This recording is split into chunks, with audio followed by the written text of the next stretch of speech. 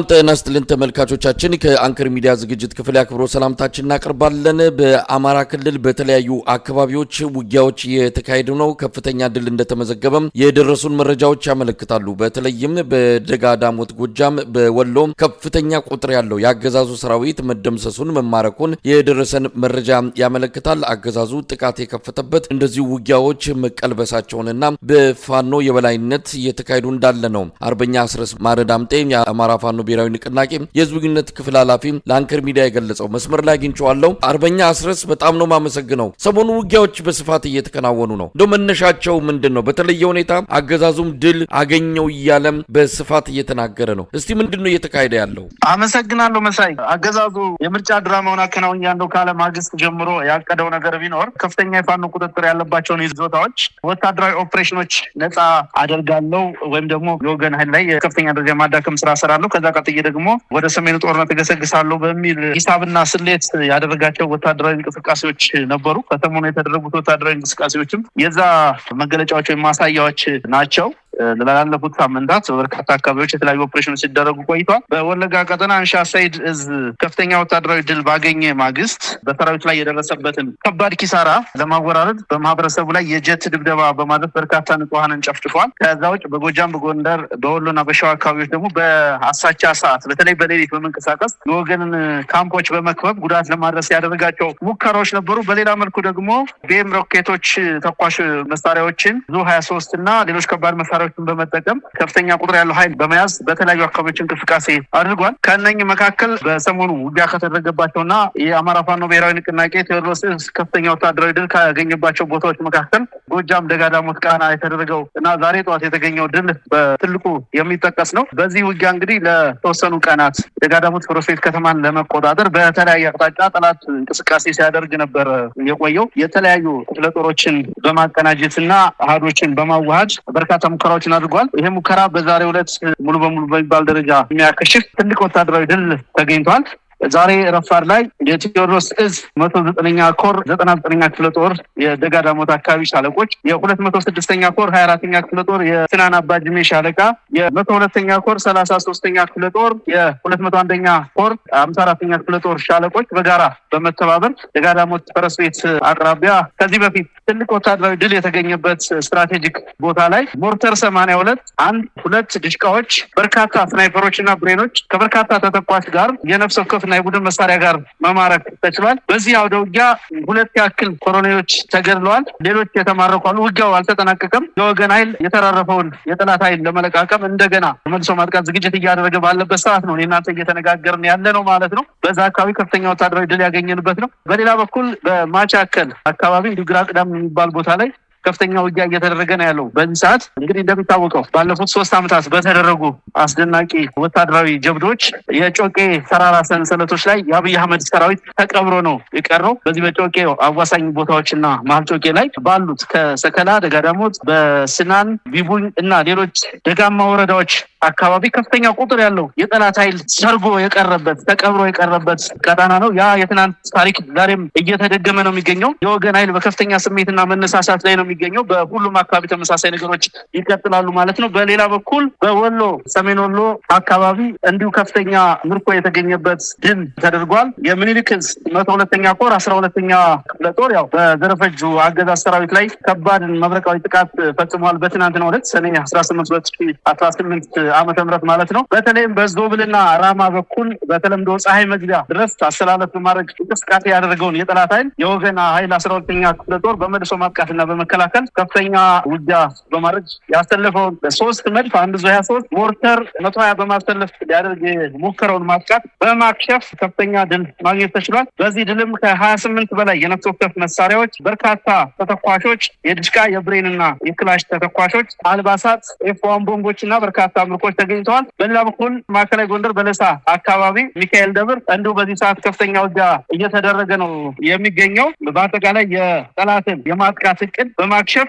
በከፍተኛ መከላከል ትላልቅ ወታደራዊ ድሎች እየተገኙ ነው ያሉት። መሳይ ውጊያዎች አሁንም እንደቀጠሉ ናቸው። ያው ሲጠናቀቁ በዝርዝር የምናቀርባቸው ነው የሚሆነው። እንግዲህ አስረስም ይሄ ውጊያ አሁን ሰሞኑን እየተካሄደ ያለው አንደኛ አገዛዙ አቅዶ እስከ ሰኔ 30 የፋኖን ኃይል ማዳከም ከዛም ወደ ህወሓት ጋር የሚደረገውን ጦርነት ለብቻ ተነጥሎ ለመዋጋት የሚያስችል አቅም ይፈጥርልኛል ብሎ ነው እንግዲህ አስቀድሞ ፋኖ ላይ ጥቃት የከፈተው። ሰሞኑንም ባልተለመደ ሁኔታ ያገዛዙ የተለያዩ ሚዲያዎች የድል ዜናዎችን እያቀረቡ ይገኛሉ። እንደው ትክክለኛ መሬት ላይ ያለውን ሁኔታ የኢትዮጵያ ህዝብ እንዲያውቅ በሚል ነው። እውነት እንደተባለው እናንተም በማዳከም ከህወሓት ጋር ለመዋጋት ወይስ የተለመደው በየጊዜው አገዛዙ ይሞክራል፣ ይመታል፣ ይመለሳል የተለመደው አዙሪት ነው እያየን ያለ ነው? ባለኝ መረጃም በእኔ ግላዊ እምነትም አገዛዙ ከትግራይ ኃይሎች ጋር ያለው ግንኙነት አሁን ባለበት ሁኔታ ይቀጥላል ብዬ አላምንም። መረጃዎቹም እንደሚያሳዩት እሱን ነው። በዚህ ሁኔታ ውስጥ እንደ መንግስት መቀጠል እንደማይችል በሚገባ የተረዳ ይመስለኛል። ለዛም ነው ብዙ ጊዜ ስለ ትብብርም ስለ ሌላም ነገር ሲነሳ በከፍተኛ ሁኔታ የሚቃዠው አገዛዙ። ከኛ አንጻር የተለመደ ነው እንዲህ አይነት በቀናት የተቆረጡ ለ30 ቀን ለ20 ቀን ለ15 ቀን እየተባሉ ወታደራዊ እቅዶች እየወጡ ሁሉም ወታደራዊ እቅዶች ላለፉት 3 ዓመታት እየከሸፉ ለወገን ኃይል የሞራልም የቁሳቁስም ብቻ የኛንም ወታደራዊ ኤክስፖዠር እየጨመሩ ነው ያሉት።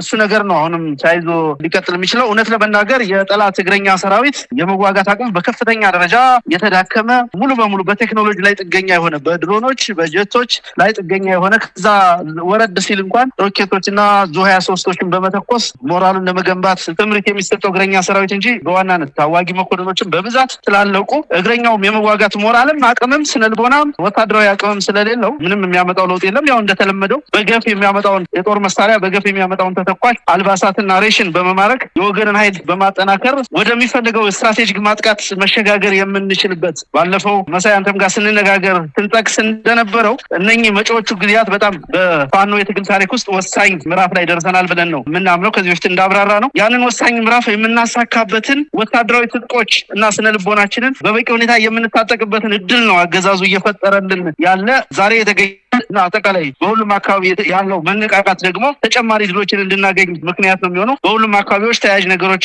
ይቀጥላሉ። ሌሎች እንዲሁ በራሳችን እቅድ በትልቁ ውጤትና ስኬት የምናመጣባቸው ተጋድሎችም በድርጅቱ ከፍተኛ ወታደራዊ አመራሮች በእቅድ ተይዞ ስራዎች እየተሰሩ ነው ያሉት። ህዝቡም የወገን ሰራዊትም አመራሩም ድል ለማግኘት ከፍተኛ ጉጉትና ዝግጅት ነው ያለው። አገዛዙ የሚለውጠው ነገር በምንም ተአምር የለም። እንግዲህ ሌሎች ኃይሎች ጋር የሚኖረውን ጦርነት ሁኔታ አሰላለፍ በራሳችን መንገድ እናጠናለን። ሁኔታዎች ወዴት እንደሚሄዱ ከፍተኛ አመራሩ በየጊዜው የሁኔታ ትንተና ሰነዶችን እያቀረበ እየተወያየ አቋም ይወስድባቸዋል። ያ እንደተጠበቀ ሆኖ ግን የዕለት ከዕለት ወታደራዊ ክንውኖችን በድል እንዲጠናቀቁና በስኬት እንዲያልቁ ርብርብ እየተደረገ ነው ያለው። ዛሬም ትናንትም የነበሩት የጠላት ወታደራዊ ኦፕሬሽኖች የወገንን ኃይል ከማጠናከር ያለፈ አንድ ጠብ የሚል ነገር ለጠላት ያመጡለት ወታደራዊ ትርፍ አልነበረም፣ ነገም አይኖርም። ይሄ የተለመደ ነገር ቢሆንም ከዚህ ደግሞ ከፍ ያለ ነገር አሁን ህዝቡ እንደሚጠብቀው የትግሉ ደጋፊ እንደሚያስበው የተሻለ ይዞታችንን በማስፋት ወታደራዊ ድሎችንም ስትራቴጂክ ድሎችንም በማምጣት ያለንን ፖለቲካዊ ተሰሚነት ያለንን ዲፕሎማሲያዊ ተሰሚነት ከፍ የምናደርግበት ወሳኝ ምዕራፍ ላይ ነው የምንገኘው። እኔ በዚህ አጋጣሚ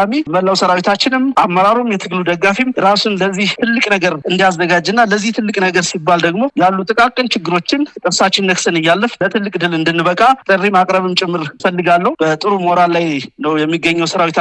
ቅድም በጠቀስኳቸው ቦታዎች በሁሉም አካባቢዎች ውጊያዎች እንደቀጠሉ ናቸው። የአየር ንብረቱና አጠቃላይ ሁኔታው ደግሞ አመቺ ነው። የክረምት መግቢያ ላይ ነው የምንገኘው። በተለይ ውጊያ እየተደረገባቸው ባሉ የጎጃም ደጋማ አካባቢዎች ከፍተኛ ዝናብና ደመና ያለበት በመሆኑ ምክንያት ጠላት ኃይል ያለውን አድቫንቴጅ በተለይ የድሮንና የቴክኖሎጂ አድቫንቴጅ በሚገባ እንዳይጠቀም ተፈጥሮ ጭምር የሚከለክልበት ወሳኝ ወቅት ስለሆነ ይህንን መልካም አጋጣሚ ለመጠቀም ሰራዊታችን ርብርብ እያደረገ ነው። ድርጅቱም ያሉትን ወታደራዊ ኦፕሬሽኖች እየገመገመ እያስተካከለ ስምሪት እየሰጠ ነው የሚገኘው። ስለዚህ የሚለውጠው ነገር የለም አገዛዙ። እንደው አስረስ እንግዲህ ይሄ ወታደራዊ ትርጉሙ ምን ማለት ነው? በርካታ መስመራዊ መኮንኖች፣ ኮሎኔሎች እንደተገደሉ እንደተማረኩ እየተገለጸ ባለበት በዚህ ወቅት አገዛዙ የእናንተን እቅድ አስቀድሞ የማክሸፍ ስትራቴጂ ነድፎ ጥቃቱን እንደከፈተ ነው የሚነገረው። እንደሰማነውም ከሆነ ፋኖን በተለያየ መንገድ አንድም በጥቃት ሁለትም በድለላ ከፍተኛ ገንዘብ መድቦ በተለይ በፋኖች መሃል ልዩነትን በመፍጠር የታቀደ በትብብር የሚመጣ ጥቃትም ካለ እሱን አስቀድሞ የማክሸፍ ከሰኔ 30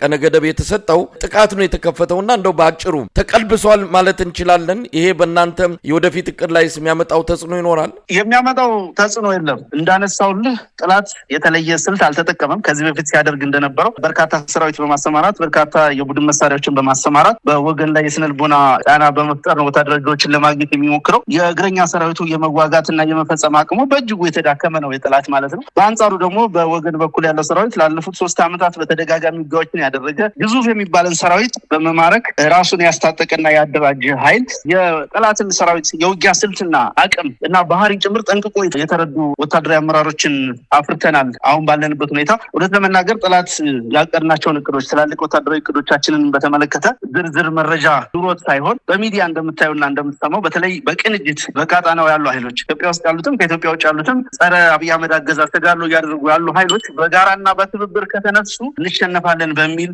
ጭንቀት ውስጥ ገብተው የሚወስዱት ወታደራዊ እርምጃ እንደሆነ ያው እንደሚታወቀው ኃላፊነት የማይሰማው አገዛዝ ነው። ያገዛዝ በርካታ የድሃ ልጆችን በየተራራው እያመጣ እየቀበረ ነው የሚገኘው። ምንም አይነት የሞራልና የህግ የህሊና ተጠያቂነት በሌለበት ሁኔታ ውስጥ የሚኖር አገዛዝ በመሆኑ ያንን የሚደርስበትን ሰብአዊ ኪሳራ በዛ መንገድ ለማካካስ የሚሞክር ነው። ሚዲያ ላይ የሚታየው ነገር የተለያየ ነገር ያለ ችግር ያለ ክፍል ያለ በሚመስል መንገድ የሚስተጋባው ነገር ጠላት በከፍተኛ ሁኔታ ኢንቨስት አድርጎ የሚሰራበት ነገር እንጂ በተጨባጭ በድርጅታችን አመራርና በድርጅታችን ሰራዊት መካከል በፍጹም መተማመን ተጋድሎች እየተደረጉ ነው ያሉት። እነሱ ይቀጥላሉ። አልፎ አልፎ ቢከሰቱ ተፈጥሯዊ የሆኑ ችግሮች ቢኖሩ እንኳን አልፎ አልፎ ሊኖሩ ይችላሉ።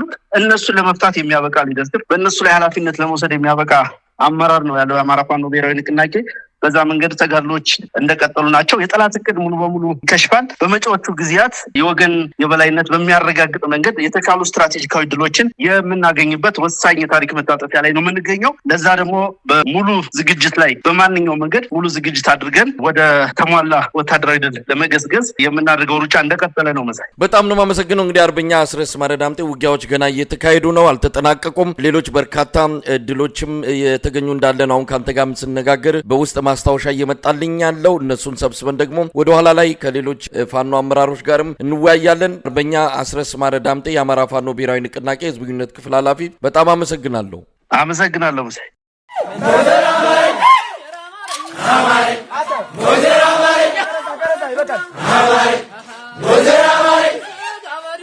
Amare,